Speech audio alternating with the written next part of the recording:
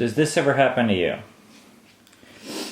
You get to the very end of your day and you crawl in bed with your special someone and you're like, oh crap, we didn't film at all today.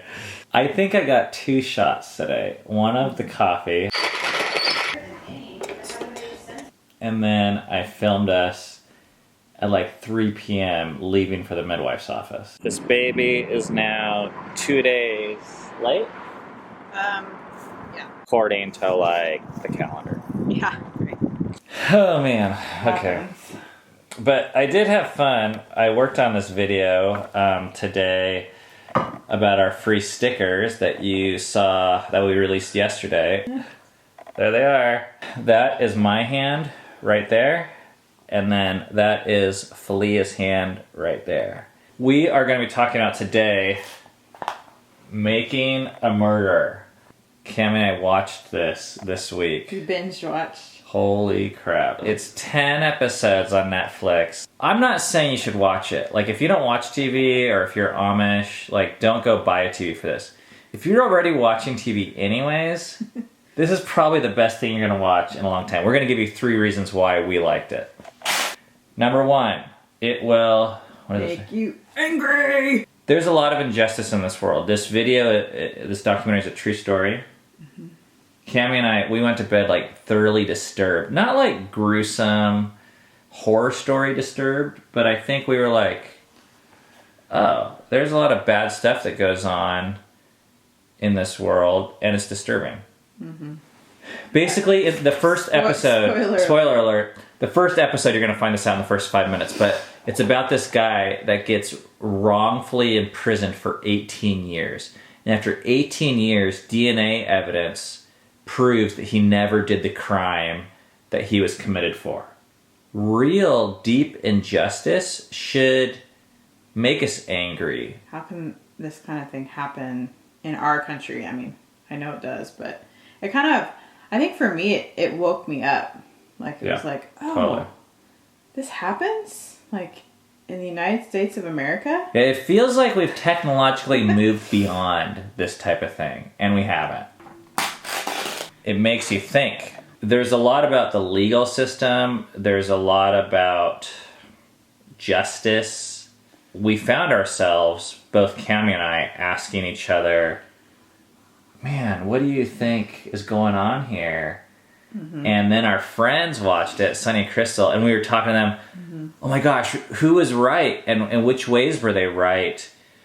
And do you defend someone when you know they're guilty? Because I've heard a lot about like corruption in other countries with government and the justice system, but I don't think I ever really thought how injustice in, is that the word?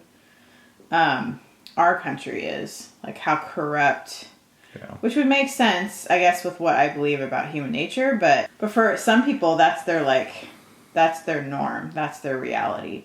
I think it woke me up, said, oh, this actually happens, and I'm not immune to that, and my family's not immune to that.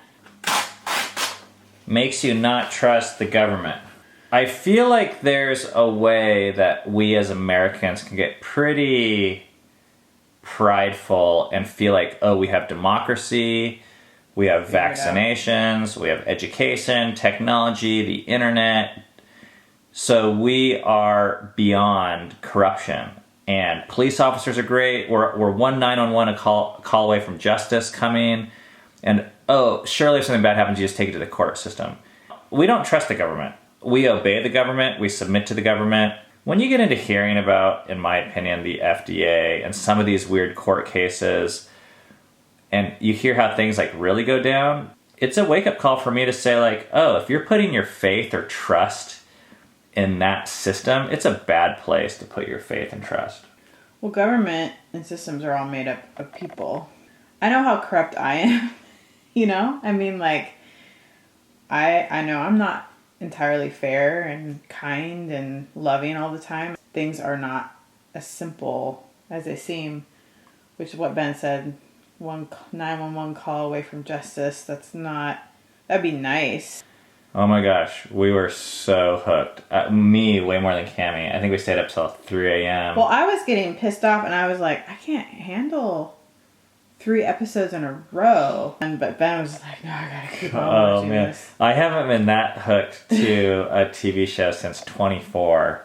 Have you seen this show? What are your thoughts? Would you recommend it? And why? Like, what do you think was good about it? Is the difference between rap music or hip-hop music and everything else. Dub, give me your song. Let me see your song. Here is rap music. Eden, she's so nice, she can make stir-fried rice. Eden, she's my sister, if she leaves, I will miss her. Monotone, bland, it's about the rhythm. Everything else is about singing. Eden, she's my sister, she makes stir-fried rice. It's time for Q&A. 7, 6, 5, 4, 3, 2, 1. You'll never have the sacred stone. Oh, this you crazy mother.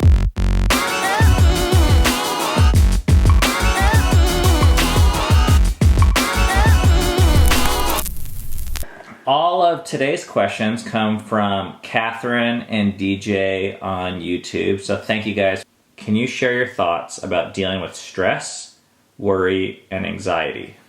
Waiting for the baby has been really difficult for me to find just peace, and so therefore when I'm not finding peace, I'm stressing out, I'm worrying, and I'm anxious. I said the serenity prayer to myself, and I think it's on that vlog, and I have to carve out some time in my life or in my day and give over my worries and my anxieties to God. My New Year's resolution for this year was to make one phone call a day, Yeah. and I'm admitting powerlessness in one area of my life every day with someone on the phone. So sometimes that's a stressful moment or an anxious moment, and sometimes just getting on the phone with someone is a way of me even realizing that I'm anxious or stressed out and that I can't deal with it by myself. Why is it so cold in our house? It's hard to really explain, except for I just feel like the seasons are there for a reason. And there's a lot we can learn from them. So in the winter, we have a wood burning stove in our living room. Because the rest of our house is colder, we find that we congregate together in this room a lot more. And for the summer, like sometimes we don't put on our AC. And what we found is that we go outside more, because if it was like a nice icebox inside, I would stay inside. I don't know, we just end up like making more connections that way. The next question, how do the kids feel about vlogging now that you've done it for a little while?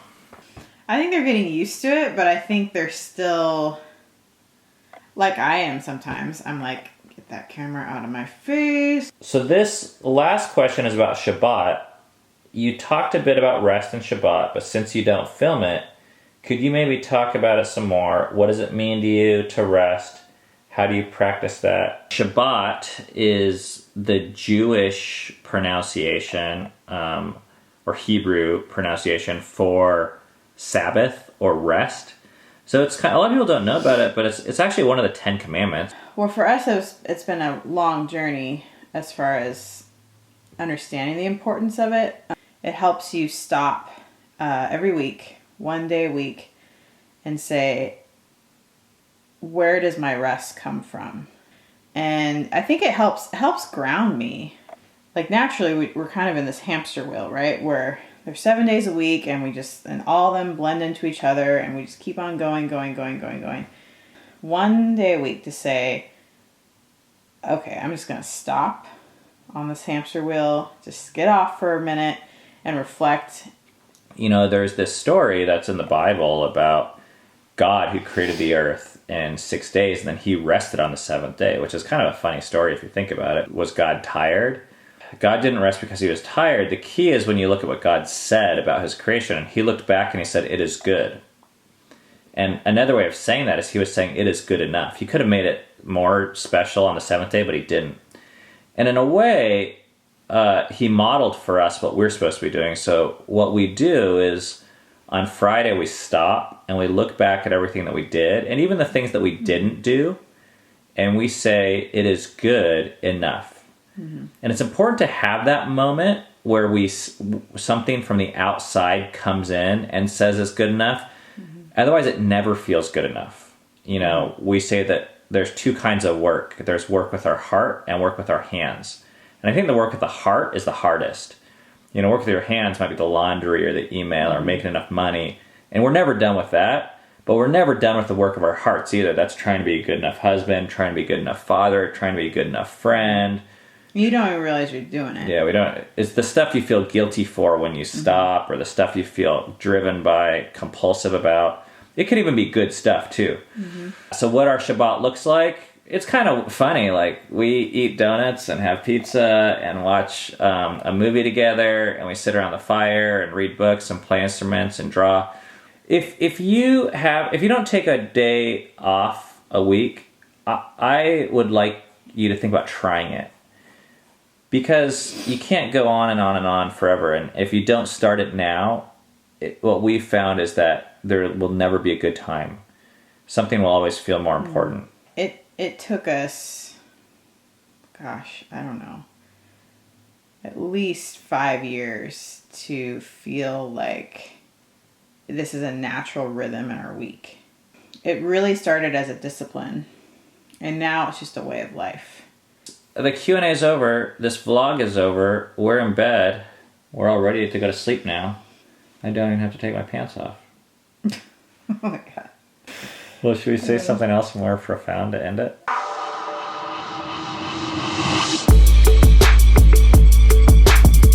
I like this guy. So, we're thinking about having a baby soon. But the baby doesn't know.